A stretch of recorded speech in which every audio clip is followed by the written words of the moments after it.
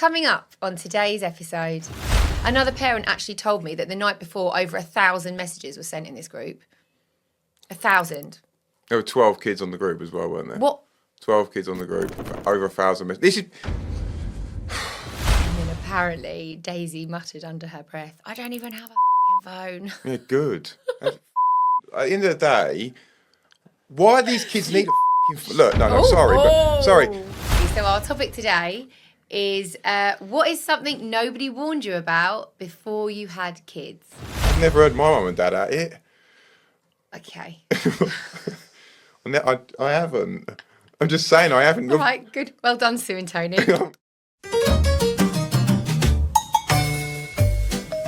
Welcome to the Fun Dad, Dean and Wife Unfiltered podcast. I am Dean. And I am Sarah.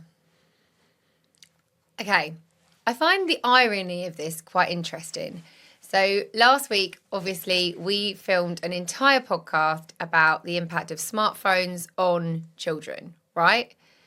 And to be fair, we were at a point, weren't we, where we filmed that podcast because we did loads of research and we were like, are we going to give our child who is starting secondary school in September, a mobile phone or some kind of phone? And I think at one point we were being swayed, weren't we? Yeah, because she wants one in. She finds out where she goes in March, doesn't she? Start of March. And we said, like, once you find your results, we'll have a look at it then. So she actually does think she's getting one in March, and she still thinks that. But from what I've seen this week, I just can't.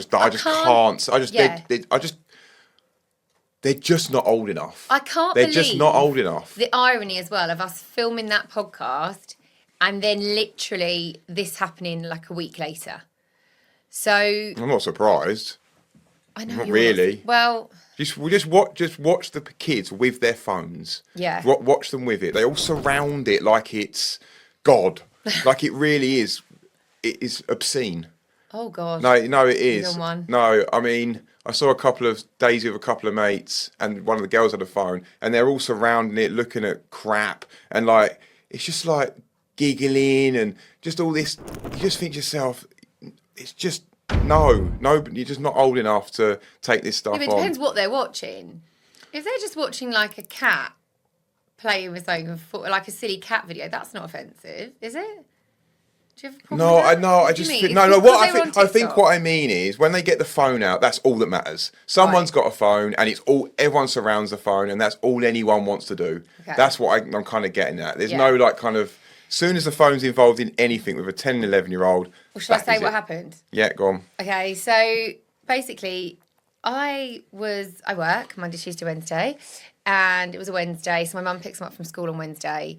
And basically what had happened was, on the Tuesday night, some children in her class decided that they were going to set up... I don't really get how they've done it, but basically they pretended to be Daisy and started spamming other children in the class with messages, particularly like a boy in her class spamming him. I miss you, I miss you, I miss you, I love you, all this kind of like message after message after message. So then that child obviously just blocked her. Good on him, because if I was getting spammy messages like that, I'd be like, leave me alone too, right? So obviously he thinks it's Daisy, which pisses me off in itself. And then apparently a group was created so that then said screenshots of apparent Daisy doing this could be then shared. So then everyone's talking about her and calling her God, whatever, because, desperate, she loves this boy, like all this kind of stuff. And I thought, so anyway, then she goes to school on Wednesday and she walks into school and it's like she's then surrounded and bombarded by all this stuff she's apparently said and done. And there's a group about you and so said this about you and this happened. And she's just like taking it in from all angles because all these kids are on this group. Another parent actually told me that the night before over 1,000 messages were sent in this group. 1,000. There were 12 kids on the group as well, weren't there? What? 12 kids on the group, over 1,000 messages. This is... So... They're just... But for Daisy, like all I give a shit about in this instance was her, and she just had it from she just had it the whole time. And then she held it in all day. She said, Mum, I was just so confused. I was like, I don't even have a phone. And she got frustrated all day. Anyway, then it gets to the end of the day. They're in primary school, so the phones are in the teacher's drawer. So at the end of the day, obviously, I think it was one of those scenarios where she was a bit like all day. She's like, well, show me, prove it. Like she was confused, then at the end of the day, the kids somehow got their phone out in the classroom, may I add. Don't know why they're doing that. But anyway, and then she was shown in black and white all these things that apparently she said. And it even had her name on it. It was like from Daisy. The messages were from her and all this stuff. And then, and she just, and like things people have been saying about her. And I was just like, oh, how mean. And anyway, then the teacher was like, obviously, fair enough, put your phones away. And then apparently Daisy muttered under her breath, I don't even have a fucking phone. Yeah, good. Fucking, at the end of the day, why these kids need a fucking... Look, no, sorry. Most of these kids live about 30 seconds from the school or about 5-minute walk from the school. You don't need a phone to travel to school. You don't need that phone at school at all. Unless you are going to school about half an hour away... You do not need that phone in primary school. Why are they taking it? Why are they taking it? Nothing's going to happen in the time where your mum drops you off to school in the 20... Why do they need to then go and get them out the desk? Why do they need that? Like, it's just... And then at school, like, oh, we can't really do anything. You can. You can ban it. You can ban the school. You can ban the phones unless they actually need it for a purpose. If you're just going to take the kid to school with a phone and put it in the teacher's desk, then get at the end of the day and your mum is picking you up, why the fuck do you need the phone? That you just don't. I know. I mean, Sarah rung me on the way home from work after she'd been spoken about it. Thank God I did as well. And I was at work, and oh my God, I haven't been that angry for a good 20 years. But I can't even remember the last time. I was literally ready to go because there's a year 6 group on my phone, and oh my God, the fucking. Look how angry. I know, but I had to. Every level of restraint I had to involve to not send a message on there. I was absolutely fuming. I did though. Yeah, Sarah wrote a message, but you were quite sort of... I was just like, look guys, can you just let your kids know? Because obviously in school it was like a big thing. And I suppose I wanted to eliminate any of that level of doubt that these people thought it was her. I didn't want anyone to think, oh, maybe it was her. So I was just like, just to let you all know, whoever's been fabricating these messages and pretending to be Daisy, I would just like to reiterate, she doesn't have a WhatsApp. She doesn't even have a phone. So it is not her. And whoever's child it is, can they please stop? Because she's upset and confused. Well, it's not just one. There was like 12 kids on the group. I don't think they were all involved in it, Dean. They probably weren't all involved, I know, but you're getting dragged into something then, aren't you? Because again, you're not old enough to deal with the situation, to actually understand what you're doing here. Like Daisy came out of school absolutely floods of tears. Daisy doesn't do that. As soon as she saw my mum, my mum said like she was literally, when they're crying so much and like they can't take a breath. Like she was so upset. Basically, as soon as she saw my mum, so she'd held it in. Obviously, then at the end of the day, seen them with in black and white. That's more impactful, I think, as well. And then getting told off by the teacher, and then swearing at a teacher. I mean, that I did still say to her that is not okay. It wasn't like later on once she'd calmed down. I was like, you. No, I was in. Oh my God, I can't believe I didn't send any messages, but I'm glad I didn't. Because you just don't say anything useful when you're that angry. No. You know what I mean? I would have just been like, why the fuck have you given all your kids phones? Look at this and all blah, blah. I would have said all of that. This links in nicely, actually, to what we're going to talk about today. Yeah. So today we're going to talk about what is something nobody warned you about before you had kids. And I feel like this is something that a lot of parents who maybe now have 14 to 20-year-olds, they weren't warned about this. They didn't know this. It was just like everyone started giving their kids phones. It seemed like part of the digital movement. This is what we do now. And there was no warning about this. But I feel now like people like yourself with a platform that you've got and other movements like smartphone-free childhood and a lot of these movements now, the warnings are there. Well, there's loads of warnings when kids are starting WhatsApp groups bullying other kids. Like, how much of a warning do you need? Just take the WhatsApp off the phone. Like, okay. All right. No, but I understand that. But, like, come on now. All right. Well, if you wanted to have a more balanced view, we did talk about it last week. If you haven't listened to last week's episode, we did. And in series 1, we actually had smartphone-free childhood come in and talk to us. So hold on a second. How is that not balanced? If my kid was involved in some kind of bullying towards another kid No, I just don't understand. I'm sorry, but I'm just. All right. Well, anyway, leading into, so our topic today is what is something nobody warned you about before you had kids? So you posted it on your story, Dean, didn't you? Yeah, we had about 1 million responses. Yeah, there's a lot of things that people were like, nobody warned me that. And then they listed them off. And do you know what? It is true. There is so much. Like, you go to those kind of like classes, don't you? And they teach you kind of a very, very limited knowledge of what to expect when you're expecting. But essentially, there was a lot that I wish I'd known before I had kids. I'm glad Nobody warned me. No, I was like, oh my gosh. I'm glad I didn't know. Imagine knowing all this stuff, and then you're like, have I made the right choice here? At least you sort of know as you sort of learn as you go along, and different things happen at different stages. I think if you knew all of the kind of, well, you do know once you've had one kid, and you still decide to have another one. So we did, and lots of people do. So I think you kind of forget some of the parts, don't you? Well, I think it evolves and changes. So somebody wrote, every stage is hard.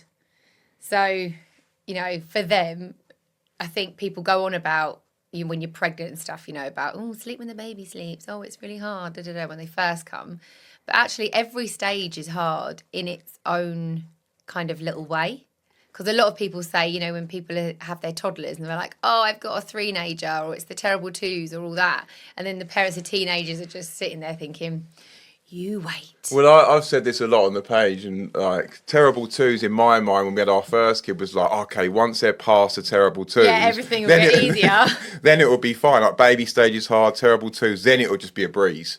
Then it's like, easy, but it's not like that at all. There is a golden period. There is a period that I think's easier. So I would say probably where we are now. Obviously, we're going into the teenage years, which is going to get hard. And we're having this stuff that we've had this week with phones and all this kind, which is really hard. But I think you need to wait. I was 14 to 16. No, you're not understanding what I'm saying. I was a fucking nightmare. Yeah, but I'm not saying that. I'm saying there's a golden period in the middle of that. No. So I would say probably 6 to about 12. I like Daisy's age, like 11. So I'd say 6 to 11 is probably the easiest part of it that I've experienced. And now we're heading into teenage. Easiest part of your experience, Dean. The other day you were like absolutely bullshit, batshit mental. You literally just said that it was like the most stressed you'd been in, like the angriest you'd been in 20 years. That's an isolated incident. Okay. I'm talking about like your week to week, day to day stress of parenting. That is your... I mean, somebody else did comment that nobody warned them. They just wrote the words, it is brutal. Nobody warned them how brutal parenting was. But for me, the brutality of parenting isn't necessarily that. But for me, the brutality of parenting is just the fact that I didn't realise that I would constantly worry about them. Like somebody else wrote this as well, and they just used 2 words. They just said, relentless worry. So, and I get that. I totally get that. The amount of worry that I've had for the kids at every single stage, even when they're asleep. And I explained this to you the other day. So Dean's recently started doing the football team, haven't you?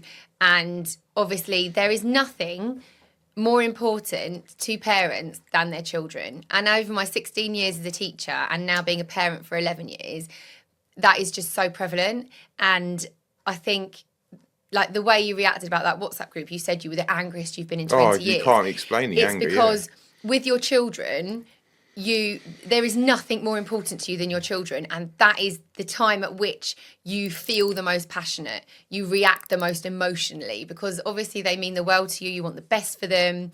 And yeah, you constantly worry about them. And it's like you kind of go mama bear, like the anger that even I felt, or the disappointment or the hurt, and like you're feeling their hurt as well, like seeing them that upset.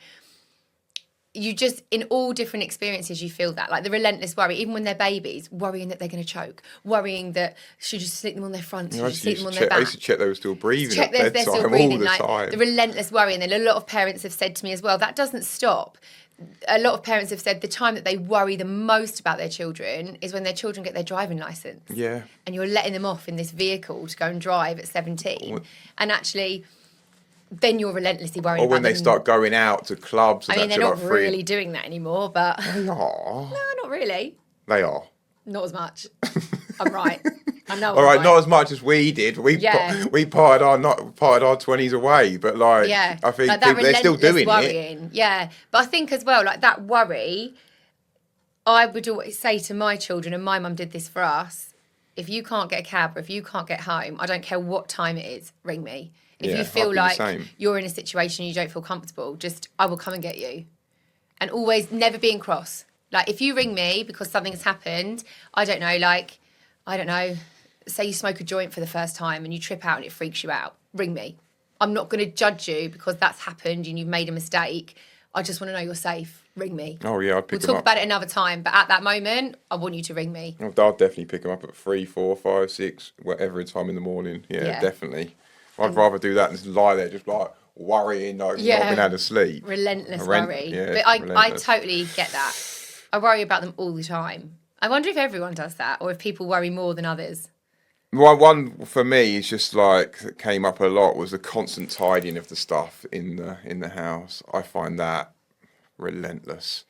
Probably one of the hardest things about parenting for me. I hate mess everywhere, and when I lived on my own for a few days, not lived on, when I came home from the caravan for a few days, oh my god, it's so easy to Yeah. keep tidy. Like you don't have to do anything. You don't. Well, you have to clean. No, what do you mean? Cleaning. You're a very Tidying. good... Dean likes to move the clutter and act like he's tidying. Like Dean likes to tidy up and move everything from all its places around the house onto the dining room table. So then he feels better that the clutter's Yeah, gone. see, You just move the mess. I hate clutter, but I'm not that bothered about a bit of dust. He's disgusting. Yeah, I'm not bothered about that. Bleach the But, toilet when you've finished. but the kids, Yeah, like the mess. I had a little only half an hour yesterday after work. Just went around the living room, tidied up a bit. They were home like an hour, and it's just back to normal. And it just sort of, you're just like, why did I bother? Do you think, though, as well, that that's because in our home, because they don't have tablets and because we don't have the telly on in the morning and stuff like that, we say about kids have to be bored and they find something to do when they're bored. Like our youngest has had a party and she had loads of amazing creative presents because she loves drawing, she loves painting, she loves all those things. So obviously she's just had her party, she's got all these presents. We don't allow the TV in the morning, we don't allow tablets and stuff like that in the week. So they're being creative. Would you not rather have like a bit of mess in a creative house? Because imagine if we were the parents who were just like, just go on your tablet. Well, that's the pro of it, isn't it? It's the pro of Yeah. letting them create mess. But the mornings, especially, I'm noticing that because there's no TV, which they used to have. Used to I'm not going to use that word, but lads are like watch the TV for the. They're just zoning. On the TV all morning. Now they're kind of having to play, and it creates a lot more mess, which I find a lot more stressful. But everyone does. But in my head, I'm like, it's better for them. So in the long run, it's a lot better for them. You know, they've been a bit more creative, so it's probably worth it. But see, it's interesting that you have that take because the kids' toys and pens and gel pens and that doesn't really bother me as much. What bothers me is when I look at the skirting boards and they're dirty. What bothers me is when the draining board needs like lime scaling. What bothers me is when I go into the bathroom after you've had a shit and there's shit stains in the pan. Like the dirt bothers me. Yeah, see, what bothers me is when you leave your coat in the middle of the living room. I don't care about my coat. We've talked about this before. There's no room for the fucking coat. coats. You don't care. But I can't stand clutter. I hate coats all over the fucking living room, tripping over coats and bags. I'm like, just put them in the cupboard. You walk through the door every single day and you don't even like you just kick your shoes off and it's like they're in like a walking pattern in front of the door. You don't even pick them up and put them to the side. Right. As you walk in our house, I hate him today. As you walk in our house, there's shoes everywhere. And I was looking the other day. I have got a black pair of shoes and weightlifting pair of shoes, like Nike ones. They're my two pairs I've got in the thing. You have got two pairs of trainers, a pair of boots, a pair of Uggs, something else, and then the kids have got Uggs everywhere, just Uggs just everywhere. I'm like, I'm getting a lot of stick for these trainers, but I reckon about 15%. Yeah, but at least I pair them and like line them up. When we walk back in that house after this podcast, we'll see how lined up they are. Take a fucking picture, yeah. I literally have no problem with that because I put the boots away this morning. Well done. I hate him today. Would anyone like a husband? You can have him. You can't keep saying on every podcast you're in a bad mood. I know. That's gonna be. It's going to be good. Miserable bitch. I am. What else? I think what I wasn't prepared for children. Here we go. Maybe I do like him a little bit because there's no time for an actual relationship. A lot of the time, like the kids come first. You do everything for them. Especially what I've found as our eldest has got older, is we don't really have that alone time. Like when they were little, you'd put them to bed. We'd make dinner together. We'd sit down, maybe watch some telly together, have a chat together, like whatever. But now that the eldest is older, she's kind of like always there. Yeah. And it's like... Yeah, it is a really tricky part of it. That's why you need to do like date nights. You need to make time, weekends away now and again. I'm not saying like every week, but like at least once a month, do like a date night or once every couple of weeks. We haven't had a date night for ages. Maybe yeah, that's why I hate you so much. Yeah, I know, but I think that's what happens. You don't do it and you start sort of slightly drifting and then you have like the date night and you come back together again. And I think that's why you need to keep that regular stuff on. I spoke about this a lot. You need to... It's also, without sharing too much information, it's harder, because I like to go to bed early and I really struggle with sleep. It's harder to be intimate because Daisy's always awake. So, like, if we get into bed, say at like 9:30, 10, and she's still awake in her room and you try it, I'm like, absolutely not. She's fucking next door. You have to get her some earmuffs. Like, no, ear defenders. I've got ear defenders. I'm like, no, but, you know, when we did the sleepover podcast, I forgot to talk about it at the time, but somebody messaged me about the sleepover podcast saying that they were, like, scarred for life because they stayed around their friend's house and they heard the parents, like, at it. And I was thinking, oh my God, like, no way. I wouldn't even want my kids to hear us at it, let alone someone else's. Definitely not. Exactly. I've never heard my mum and dad at it. Okay. I haven't. I'm just saying I haven't. All right, good. Well done, Sue and Tony. No, but of course you don't want to hear that as a kid. Fuck yeah. That's why we'll get some ear defenders. I reckon we'll just say, look, we bought you these for your birthday. You'll be like, why have you got to wear these at bedtime? Don't worry, just put them on. Don't ask any more questions. But it's true. Like the kids take up so much of your time. It's like you have to build in that time for you and your partner. And yeah. I think even like... I wasn't expecting that. I wasn't expecting the kids because you're pregnant together and you've built this little life and you're so excited. Then you have the birth and you take it home and you're in your little bubble. But actually, at that moment, for the majority of people, I mean, tell me if you found a different strategy. But at that moment, your relationship has changed because you are no longer like husband and wife or boyfriend and girlfriend or whatever you are. You now have two new titles, which is mum and dad. And there's more stress.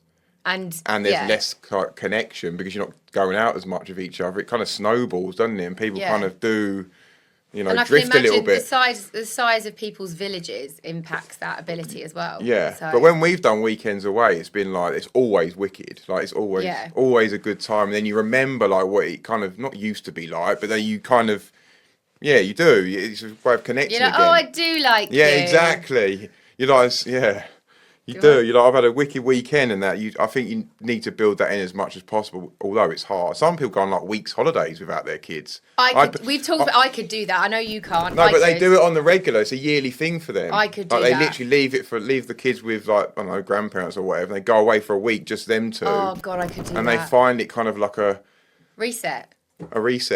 And they're like really close again when they come back, and then they might drift a little bit. But then this is what happens. I feel like you really close drift, and you just got to keep up with the making time for each other. So, yeah, that's my bit of relationship advice. Anyway, don't take his relationship advice. Tell me it's wrong. Then how is it wrong? It's not. Somebody else put, and I resonated with this. Linking to what we said, actually, kind of. I think I've put it below, but having like zero privacy in your own home. So, like what we just said, you know, finding times to be intimate might be harder because the kids are always there. Like, especially if they're teenagers and they stay up like really, really late. Just having no privacy. You know, like every morning. This is a bit TMI. But every morning I get up and I go to the toilet, and Ruby, obviously our youngest, is like she must have ears. Is an elephant have good hearing? I don't know. Whatever animal, a bat, whatever animal has really good hearing, it's like she knows that I've got out of bed and walked across the hall into the bathroom, and I'm having like my morning wee, and like she appears and sits on the bathroom mat and like chats to me. Just I'm like watching you have a dump. I'm like, Okay, I said we, but yeah, If it's normally sometimes a that. dump. Yeah, okay, great, brilliant. But I'm like sitting there, and I'm like, "Hello." I was like, "Going to bed with Daddy." She's like, "No, I want to talk to you." And I'm like, "I'm on the toilet. Like, leave me alone." Yeah, I don't have like, it. I don't have well, it. they're not going to do that to you, are they? She does. Does she? Comes and So watch. the mornings If I'm that I having go a shower, she wants to be not in the shower, but Oh. like in the bathroom. And I'm like, Rubes, I need a bit of myself. Privacy, I need yeah. like 5 minutes just to be on my own. They you know just what I don't mean? want to be left alone. Nah, apparently it's a good thing in a way. It means you're doing the right good. Yeah. With like no privacy. Yeah, it's not easy, but apparently it's good if kids follow you around in the bedroom. You're doing a good job. Follow you around to different rooms all the Rooms in the time. house. Yeah, I've heard that, but I'm not sure how true that is. Do you know what else no one warned me about? And this is very prevalent to me right now. Your body will never be the same again. Like those magazines when I was pregnant with Daisy, so she was born in 2014, and I suppose those magazines that you used to have when you were like growing up, and they'd show those celebrities like their before and after births. Don't do that so much anymore because, you know, stop body shaming women. But that idea that you just snapped back, you know, eat Special K for like a month, twice a day, and you'll just snap back. It's fucking bullshit. Did you do that? Like, my body has never been the same again. Did you do that though? Eat Special K twice a day for a month? Obviously not. I I got really fat. Okay. Yeah. But where my stomach stretched, where I had the kids, I've got all this like loose skin, and loads of my friends do, like the stretch marks, the loose skin, all that kind of stuff like that. You know, my pelvic floor, hello to trampolines, can't go on them, can't jump, like, and it's just like no one warned me. I think I had this illusion that I would just like snap back, but actually being pregnant and carrying children, the impact that it has on a female's body is huge. And you're knackered for like a year after they're born because you're getting no sleep. God, you're getting no sleep, so you don't exercise, and then there's kind of that snowball effect there as well. Yeah. You know, so. Yeah. So that was depressing.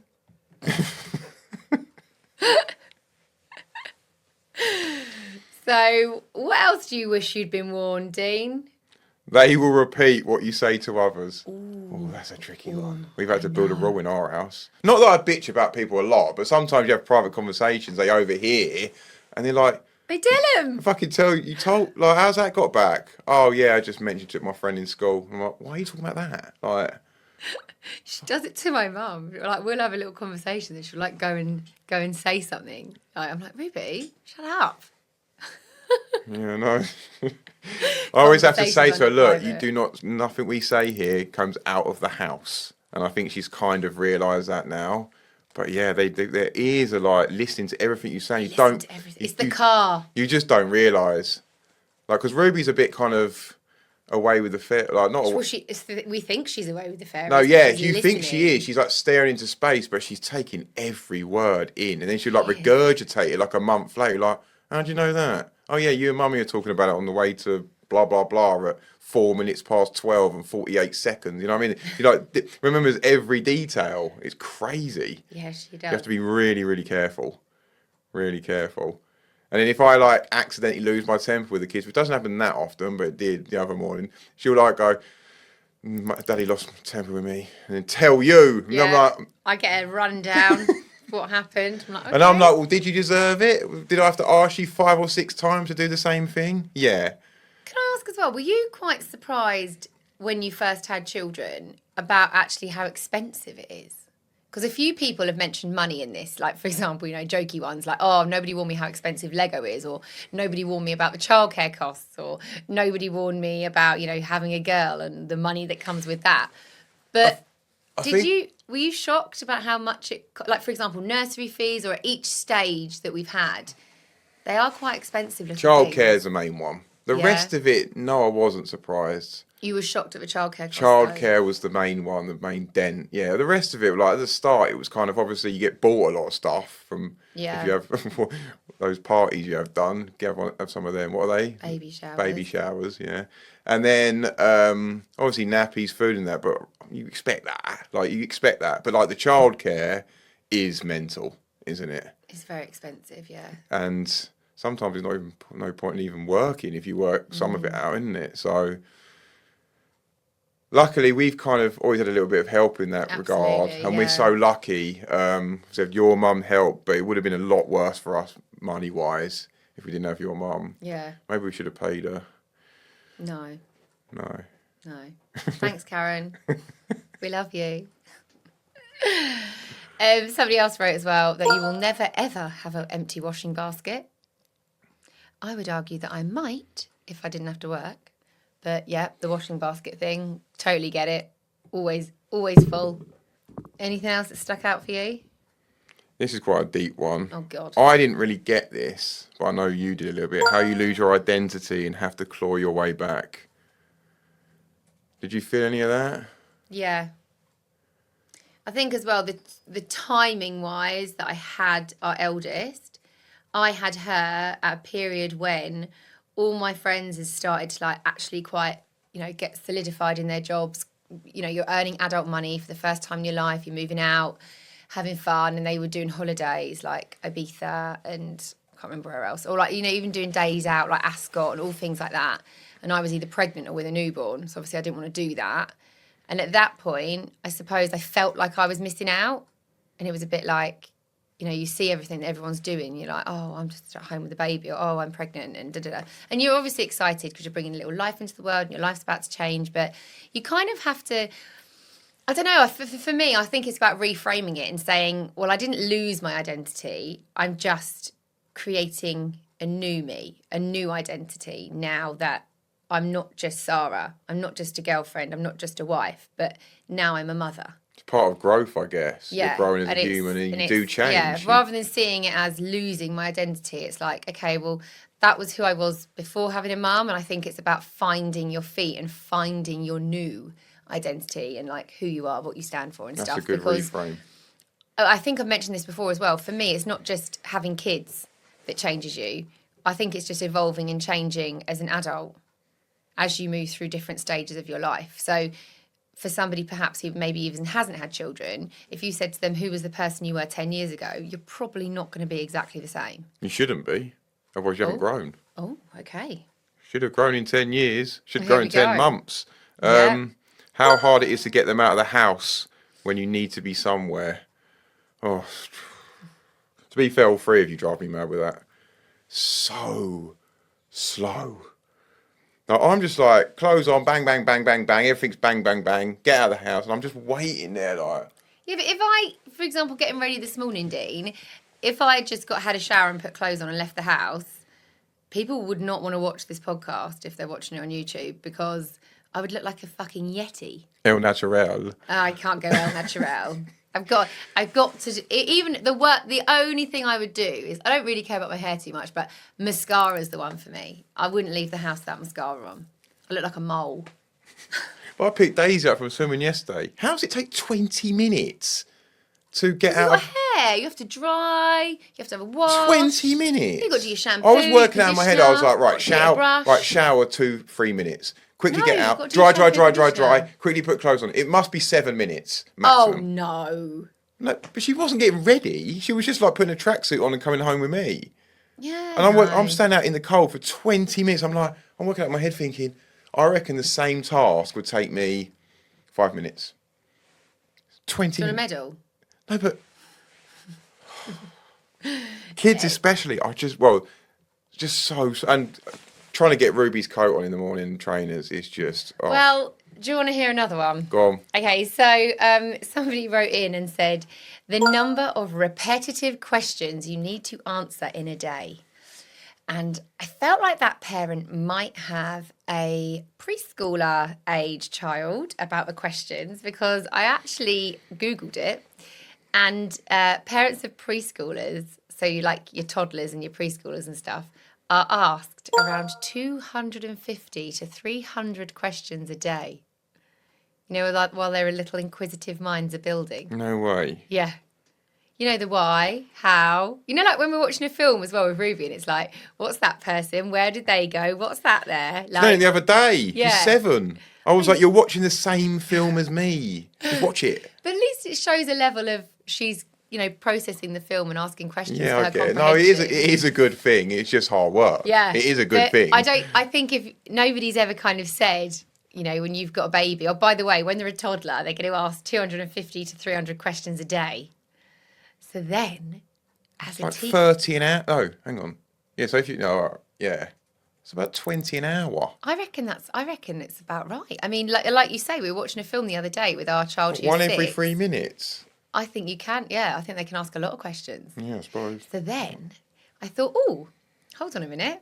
I'm a reception teacher. I teach 4 and 5-year-olds. I feel like I'm asked a million questions all the time, from can I go to the toilet, to what does this say, to how do you do an F, to can you do my zip up, to can you put my shoes on, to where's Mrs. Wright gone? Like, I get asked questions constantly throughout the day. And I thought, oh, so if a parent of just looking after one child at home gets asked questions, I wonder how many a teacher might get asked in a day. And I wonder if there's any research into it.